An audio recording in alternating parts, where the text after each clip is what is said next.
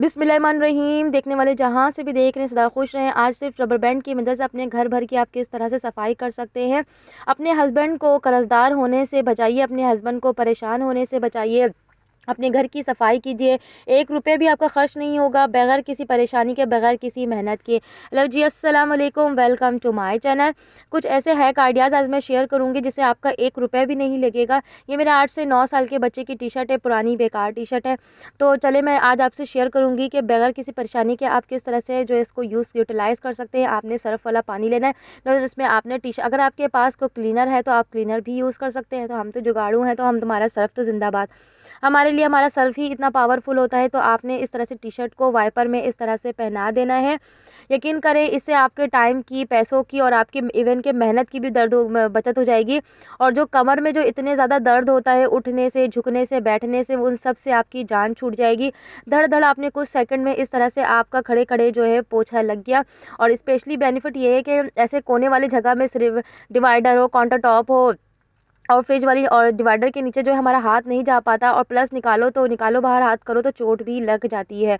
तो इस तरह से आसानी जो है आपका जो है घर क्लीन भी हो जाएगा और आपकी 1 रुपये की खर्च भी ज़बरदस्त सी बचत हो जाएगी। देखिए किस कदर साफ़ सुथरा टी शर्ट था और किस कदर मैला हो गया। इसने पूरे घर भर की सफाई कर दी, वो भी सिर्फ एक टी शर्ट ने। है ना ज़बरदस्त आइडिया? तो आपने ज़रूर बताना है और फीडबैक देना है। चले बढ़ते हैं नेक्स्ट टिप की तरफ। हमने एक झाड़ू लेना है और एक बेकार सा मोज़ा था जिसको हम फेंकने जा रहे थे, जिसका इलास्टिक लूज़ हो गया था। तो हमने सोचा इसको फेंकने से पहले इसको क्यों ना यूटिलाइज़ कर लिया जाए।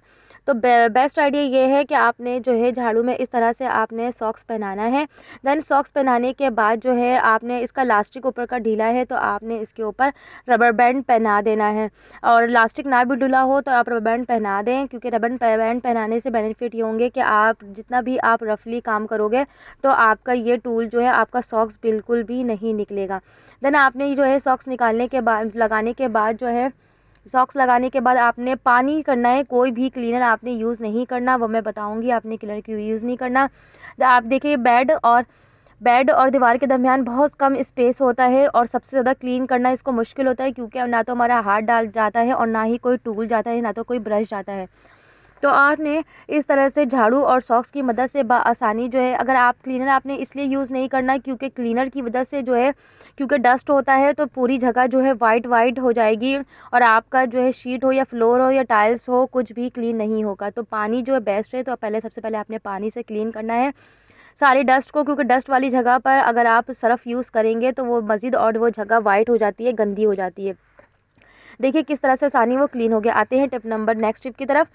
ये बेकार सा शौक था जिसको मैंने निकाल दिया था फेंकने के लिए, तो मैंने सोचा लास्ट टाइम इसको भी यूज़ कर लिया जाए। तो आपने जस्ट सॉक्स को वेट करना है। देन वेट करने के बाद आपने इस तरह से वाइपर में सॉक्स को आसानी इस तरह से पहना देना। देन उसके बाद आपने इसमें रबर बैंड भी लगा देना है।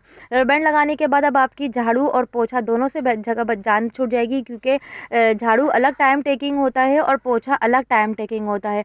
तो अब आपने झटपट, अब आपके पास वर्किंग वूमेन है तो झटपट देखिए आपका जो है क्लीन हो जाएगा और किस कदर आपने ये सॉक्स गंदा हो गया और आपके घर को क्लीन कर दिया। चले बढ़ते हैं नेक्स्ट टिप की तरफ।